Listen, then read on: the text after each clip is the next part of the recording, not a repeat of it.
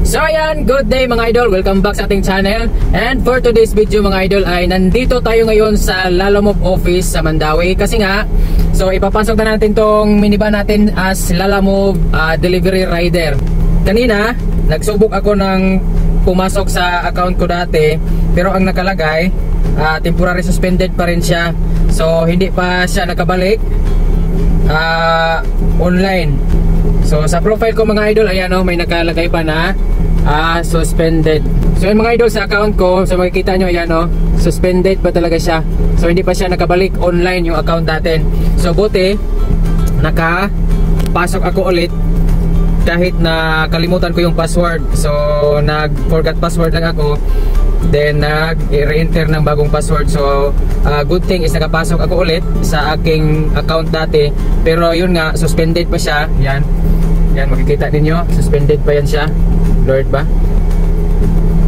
Yan. So suspended pa yan siya. So hindi pa siya nakabalik online yung account ko. So ngayon, babalik tayo doon sa baba sa office nila para mag-change vehicle. Ipapasok ko na to si Macho bilang isang Lalamove rider. Okay, so balitaan ko na lang kayo mamaya mga idol pag punta natin doon. So ang naging requirements lang pala mga idol pag mag-change vehicle is yung picture ng harap, likod at saka yung gilid ng sasakyan. Tapos yung registration ORCR. Oh, yun lang. Tapos i-code na nila doon. So pwede naman siya online mga idol. So pwede siya online, pero matagal na kasi akong walang update dito sa Lalamove, 5 years na. So nakalimutan ko na yung process. So buti dito para magpaturo na din ako kung may mga concern, lalo na itong account ko na suspended siya. So ayan mga idol, so balitan ko na lang kayo mamaya. Okay, let's go! Habang nag-aantay ng aking account na ma-activate, nag-offer muna sila ng unlimited coffee. So ayan mga idol, so all set na tayo mga idol. So tapos na tayong magpa-change vehicle. So ang problema na lang is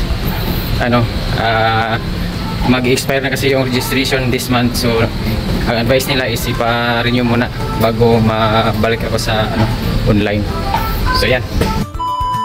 So yun na nga mga idol, so naging successful yung pag-change vehicle natin ngayon, pero hindi talaga siya totally successful kasi yung registration ng minivan natin is mag-expired na this month. So ang advice nila is ipa-register muna bago ako maka-pick up ng ng booking. So ngayon, ang experience ko doon sa pag-change vehicle ngayon is ang maganda dito kapag dito ka direct sa sa office, kasi makapagtanong-tanong ka kung ano yung mga medyo naka-confuse sa'yo, tapos sila na yun mismo nag-i-encode dito sa cellphone mo, sa kung yung ginagamit mong pang booking na cellphone. So ginagamit dito sa ginagamit mong account ba, kumbaga sa ginagamit mong account sa Lalamove. So sila na mismo nag-encode ng picture sa base. Actually madali lang naman siguro, pero ang maganda lang is makapagtanong ka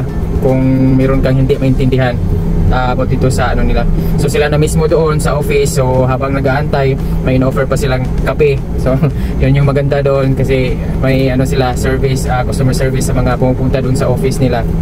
Then pagdating mo pa lang, pagkapasok mo pa lang is tinatanong ka na nila kung anong sadya mo doon sa sa office. So ayan, in-entertain ka nila agad. So kung habang nag-aantay, may coffee din silang in-offer sa ating mga riders pagpupunta doon sa office. Tapos sila na mismo hiningi lang ng nasa front desk yung registration ng minivan natin, tapos pati yung pictures na naka-save dito sa cellphone, tapos sila na mismo nag-encode, then pasa doon sa mag-approve o mag-validate. So ngayon, ang status ng account ko is ganito na siya. Yan, ipapakita ko sa inyo mga idol para aware na din kayo. Then sa mga matagal nang deactivate na account sa Lalamove, pwede nyo talaga yan siya i-activate ulit. Ipunta nyo lang siya sa mga pinakamalapit na office ng Lalamove, o kaya nasa online na siya kung kaya nyo pa siyang ma-open yung account nyo. Kagaya ko, na nakalimutan ko na yung password, so hindi ko na talaga siya ma-open. So pagpunta ko kahapon, nagtanong ako paano i-activate ulit yung yung password kasi nakalimutan ko na. So ang sabi is mayroon namang choices doon na forgot password. So pumasok ako doon, tapos may mga instruction doon, sinunod ko na lang. So buti nga nakapasok ako ulit. So ngayon, kanina pinakita ko sa inyo kanina yung account ko is deactivated, di ba? So ngayon is ito na siya. Di ba? Naging di klaro. Nagiging good na siya, yan oh. Nagiging good na yung account natin. So good na siya. So ibig sabihin cleared na yung natin doon, account natin sa Lalamove.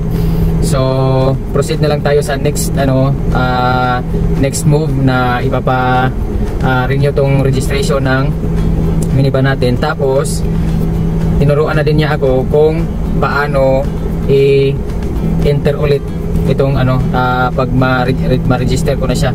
So dito lang daw sa itong change. So may nakalagay dito. Wala po ba? Ito. May change vehicle dito. So motorcycle pa yung nakalagay. So hindi ko pa yan pwede magagamit ngayon kasi motorcycle pa yan. So dito pag na-renew ko na itong minivan natin, so i-change ko na lang siya dito. Tapos no need na akong pupunta sa office. So siguro bukas o sa makalawa ko na siya, ipapa-renew kasi yung registration niya is this month na lang, hanggang this month na lang siya, may expired na. So yan mga idol, so maraming salamat sa inyong pagsubaybay. So ito yung nagiging journey ko today at saka kahapon sa pag-activate ulit ng ating account simula nung na deactivate siya 5 years ago. So good thing is pwede pa talaga siyang ma-revive ulit, mabuhay ulit yung account mo kahit matagal na siyang na deactivate. Then ang isa pang natutuwa talaga ako dito mga idol, yung dali dito sa wallet, yan, makikita mo dito sa wallet ito. Dali sa yung wallet ito. Itong wallet, andyan pa yung mga kinita ko dati, dali dito sa wallet, nag-loading lang. Dali, nag-loading lang, mahina siguro internet. Dito sa wallet mga idol, andito pa yung last na top up ko, hindi nila kinuha, pati yung deposit na 500. So yan mga idol, yan. So nakikita nyo, andyan pa yung 174 na kinita ko nung last akong bumabiyahe. Tapos yung 500 na top up yung nasa baba na 500, ito saan sa bayan, yan yung 500 na deposit. So hindi talaga nila kinuha sa tagal ng panahon. So napaka generous o napaka honest nila.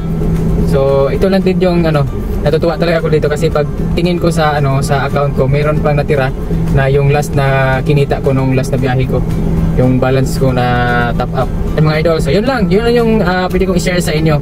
So sana'y nakatulong sa mga katulad kong may mga na-disconnect na mga account. Yun lang, gusto nyo pang bumalik sa pag Lalamove, pwede talaga siya. Okay, so yung mga dati mong kinita dyan, andyan pa yan. So okay, so yan.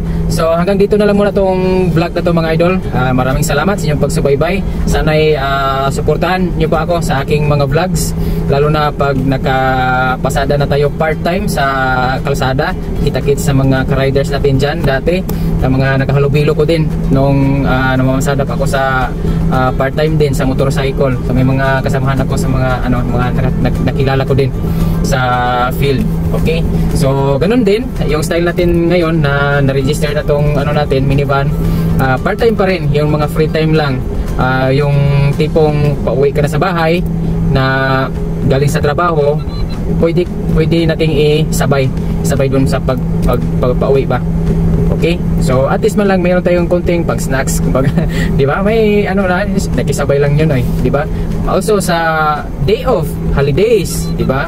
So pwede kung may mga at least may siyang extra income, pag maintenance na din sa mga nito, gulong, gasolina, di ba?